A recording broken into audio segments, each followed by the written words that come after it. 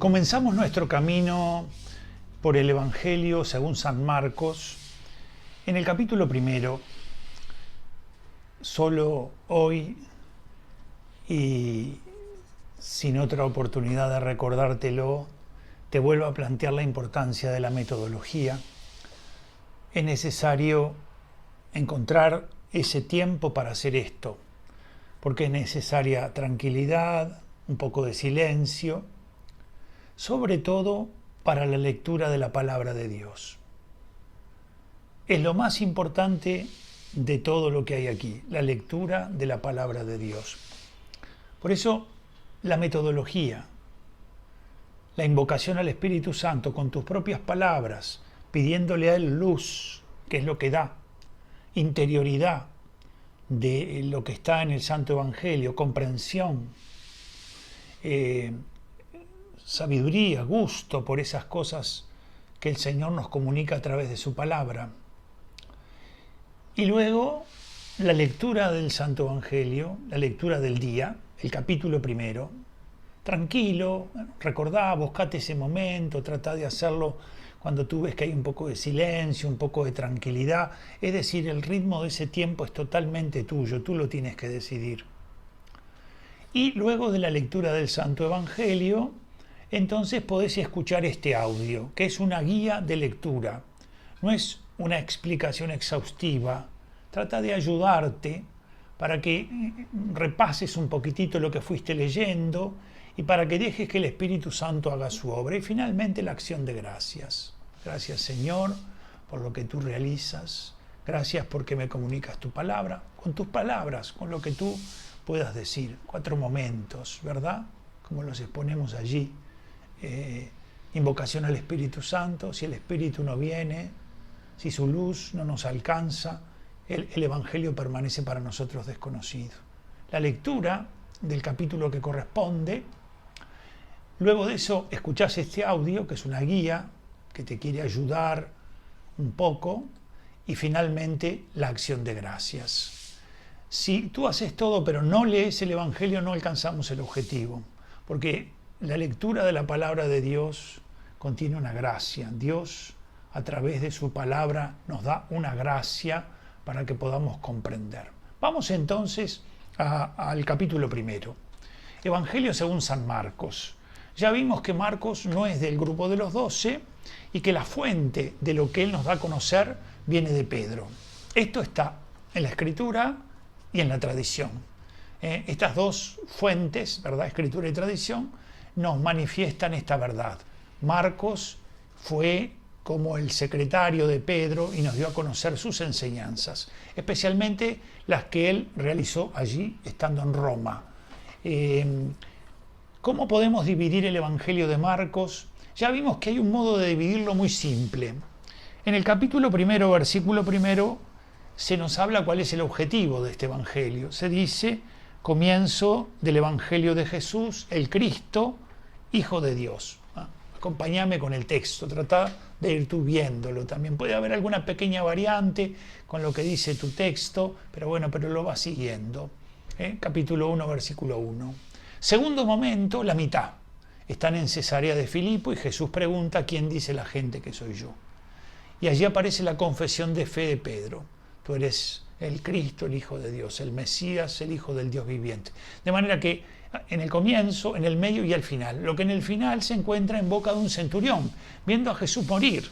Jesús está muriendo allí en la cruz y entonces el centurión, un pagano, dice: verdaderamente este era Hijo de Dios. De manera que allí está una primera división que podemos tener. Hemos dicho que en la segunda parte, después de esa confesión de fe que hace Pedro, ya Jesús se vuelve más sobre sus discípulos, porque se viene la pasión, se viene la cruz, y entonces va a introducirlos a ellos en el camino de la cruz. Otra posibilidad de división del Evangelio es por los lugares donde Jesús predica, que en el Evangelio según San Marcos aparecen muy claramente. Jesús predica en Galilea, después Galilea es una región, ¿verdad? Allí donde está el lago de Genesaret o el mar de Galilea, es la misma realidad. Todas esas aldeas, esos pobladitos alrededor de ese lago, Jesús predica allí. En un momento determinado sale de Galilea y va a predicar a otras regiones. Y finalmente el ejercicio del ministerio de Jesús en Jerusalén. De manera que tenemos otro modo de seguirlo, que es por la geografía.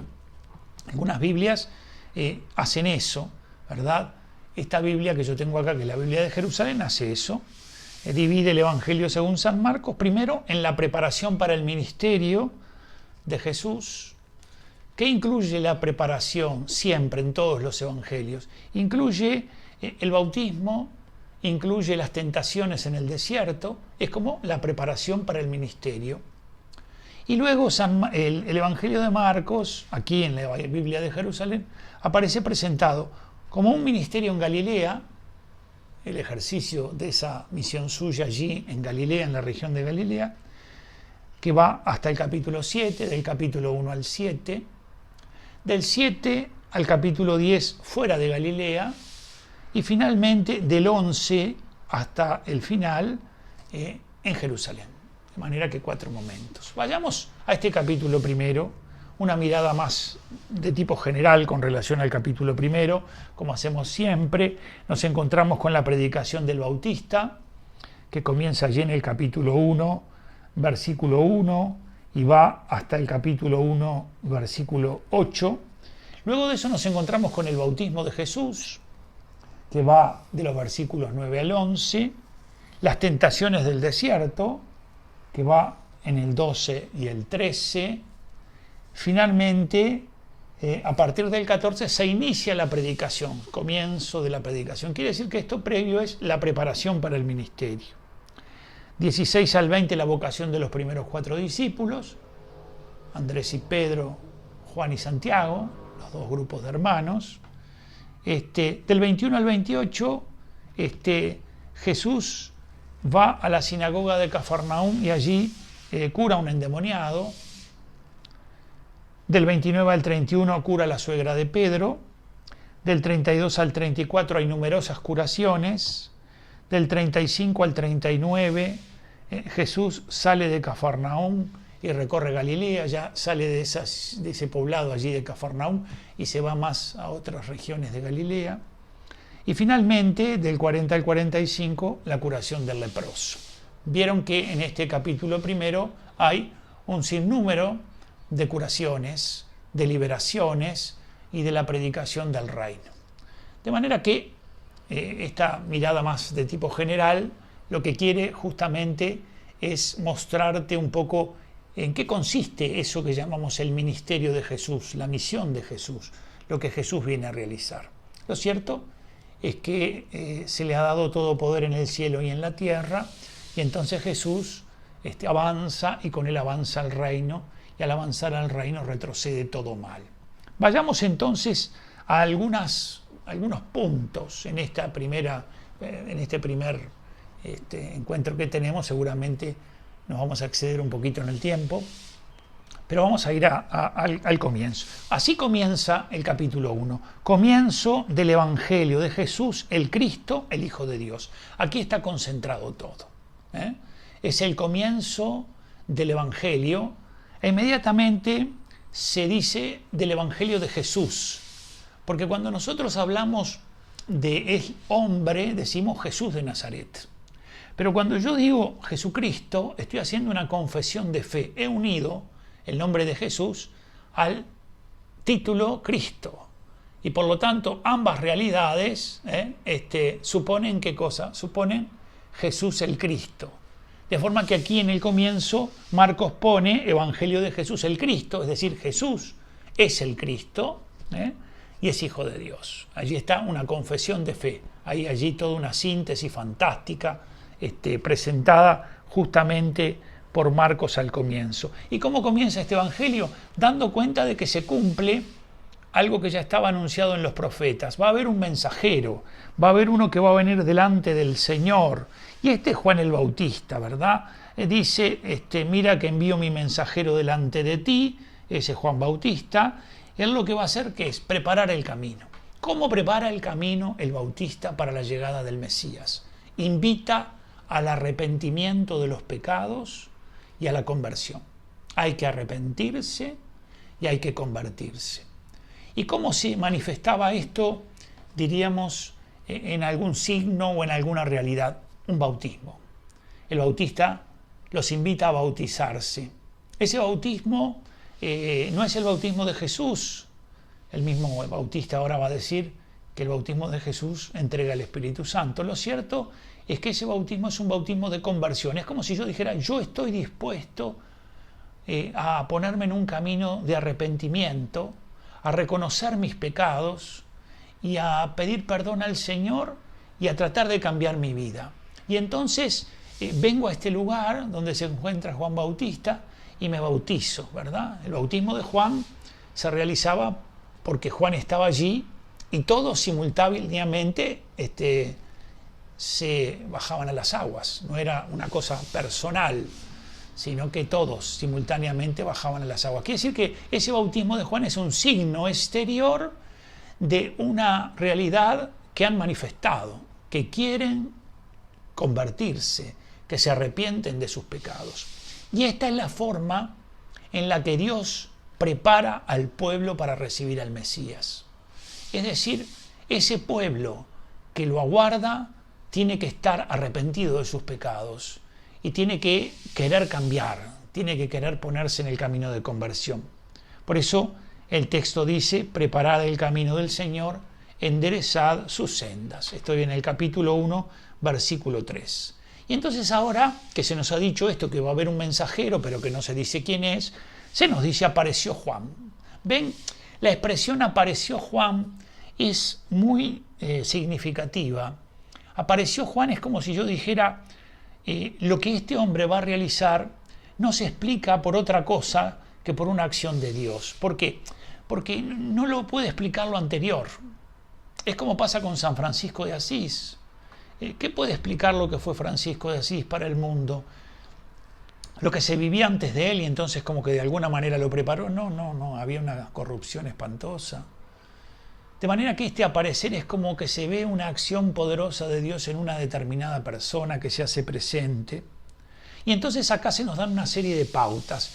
¿Qué hacía Juan? Bautizaba en el desierto, más o menos el lugar donde Juan bautizaba, que está al este de la ciudad de Jerusalén, entre la ciudad de Jerusalén y el Mar Muerto, distaba más o menos entre 15 y 18 kilómetros de la ciudad de Jerusalén, al lugar donde Juan lo hacía.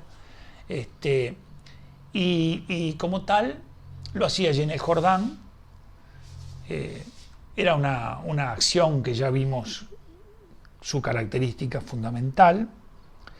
Y dice que acudía a él, dice, Juan apareció bautizando en el desierto. El desierto es el lugar del encuentro con Dios, es el lugar de la prueba, es el lugar para afianzar la confianza, es el lugar en donde el Señor purifica, de manera que hay también un sentido simbólico, proclamando el bautismo de conversión para perdón de los pecados, lo que yo les decía, es un bautismo de conversión.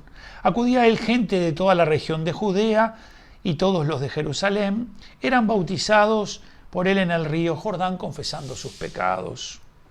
Y entonces en el versículo 6 dice, Juan llevaba, ¿cómo era Juan? ¿Cómo era su personalidad?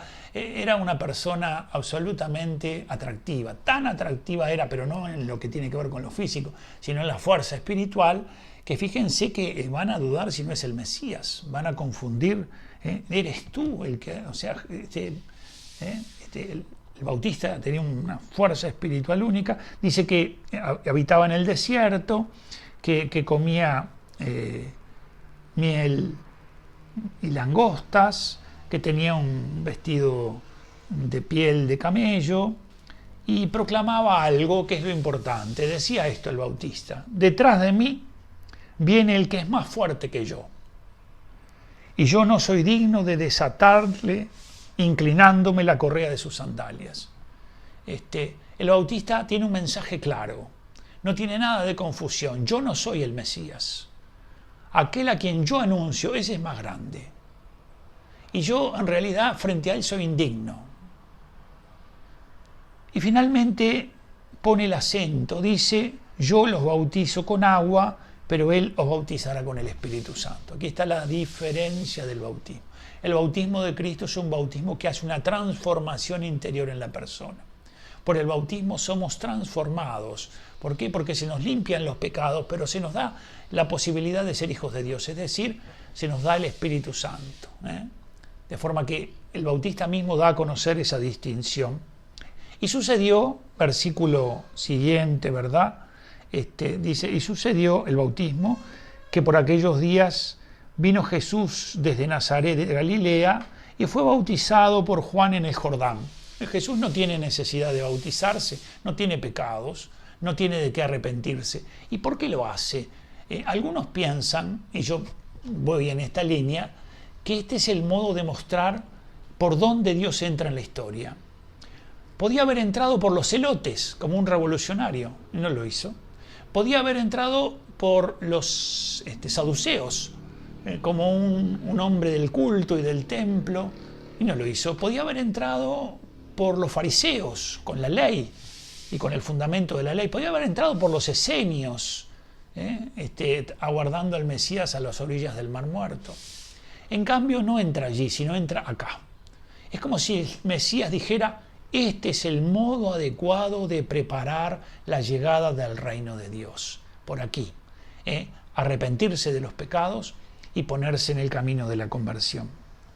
Y entonces, dice que hay una manifestación, ¿verdad? Jesús se bautiza, el Espíritu Santo desciende sobre él, en forma de paloma, no es una paloma, como una paloma, en forma de paloma, no es una paloma el Espíritu Santo.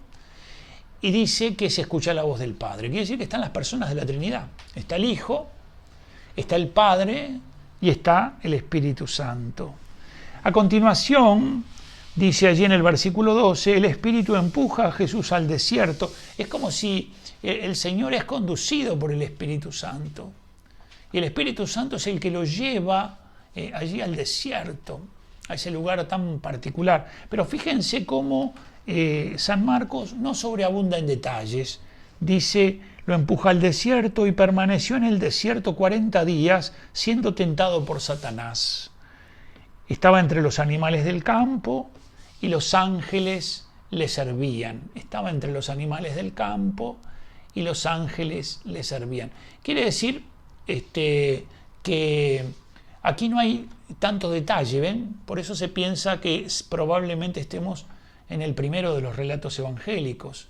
No se da a conocer esas otras tentaciones que aparecen en los otros, pero sí se nos dice que va a permanecer 40 días, que es un número simbólico, porque los 40 años en el desierto, los 40 días que no llueve a partir de Elías, o sea que 40 es un tiempo de una acción de Dios poderosa. Y el Señor va al desierto y también se nos dice que es tentado por Satanás. Satanás viene a tentarlo. ¿Por qué Satanás viene a tentarlo?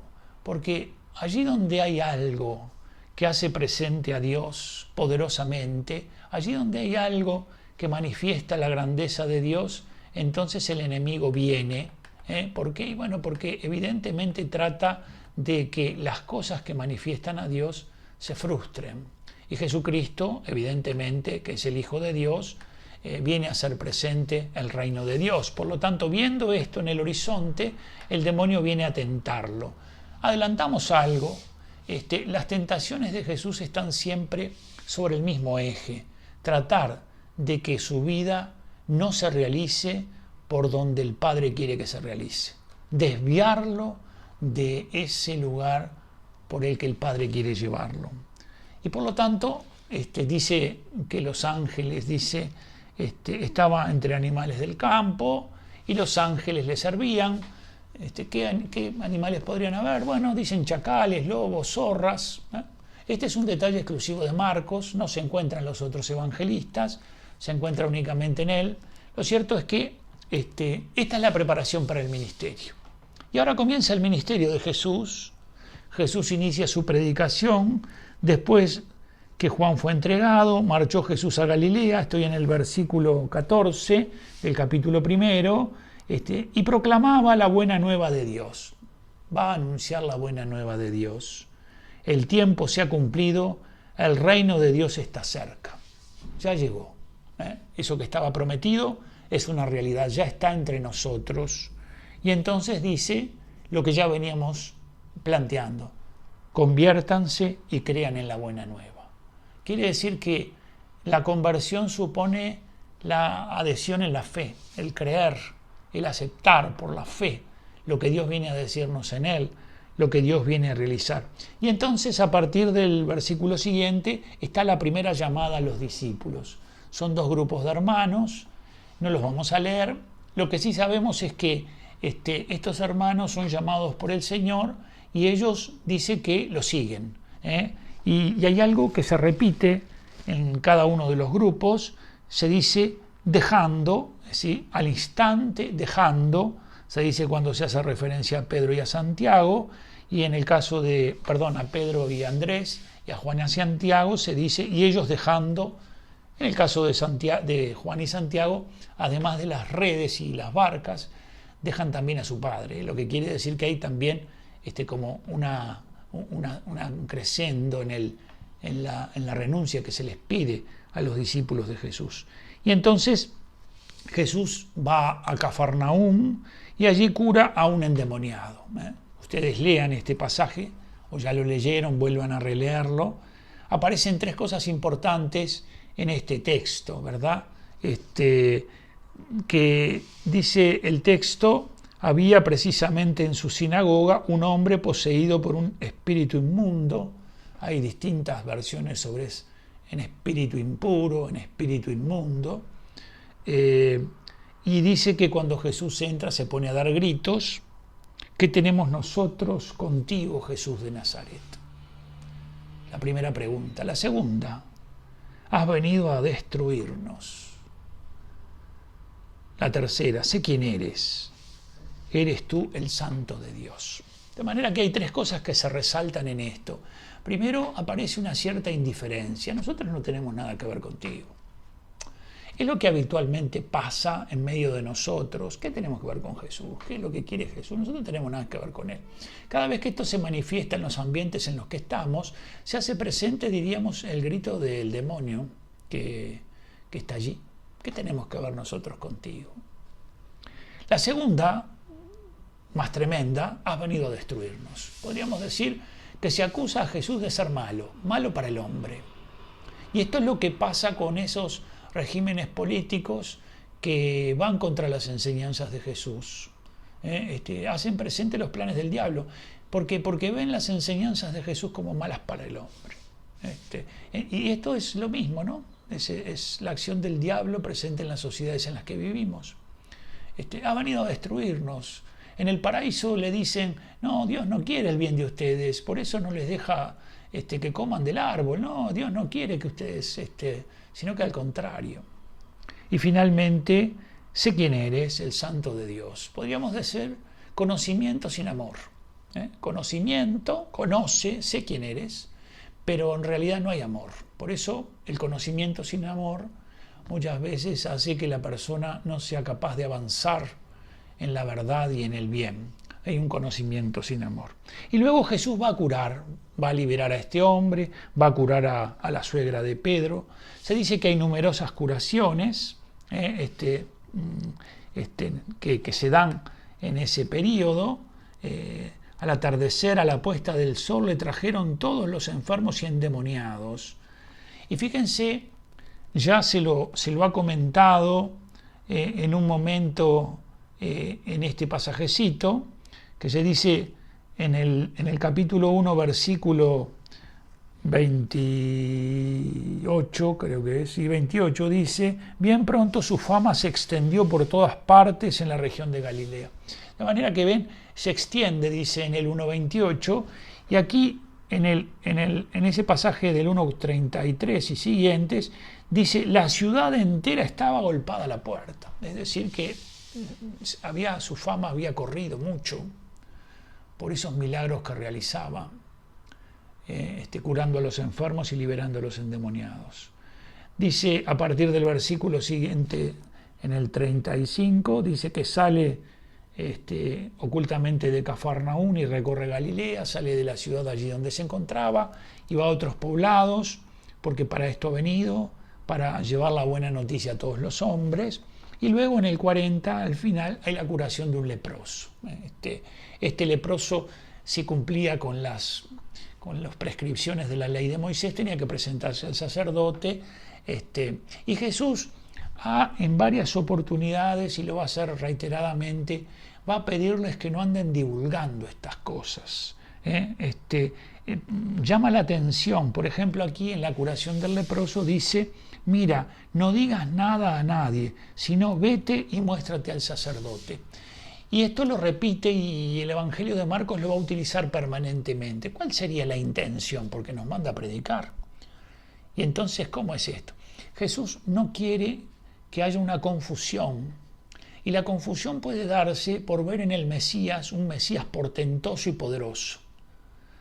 Y entonces eso puede mostrar una misión inadecuada del Mesías, porque el Mesías va hacia la cruz.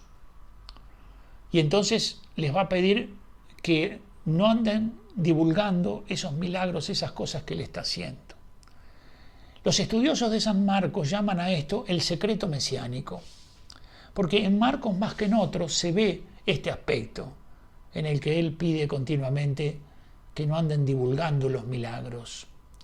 Lo cierto es que dice el texto que este hombre, el leproso, después que lo curó, dice que pero él, así que se fue, se puso a pregonar con entusiasmo y a divulgar la noticia, de modo que ya no podía Jesús presentarse en público en ninguna ciudad, sino que se quedaba en las afueras, en lugares solitarios, y acudían a él de todas partes. Hemos visto en este capítulo 1 este crecimiento de Jesús, cómo ha crecido el conocimiento en el sentido de que su fama se ha extendido.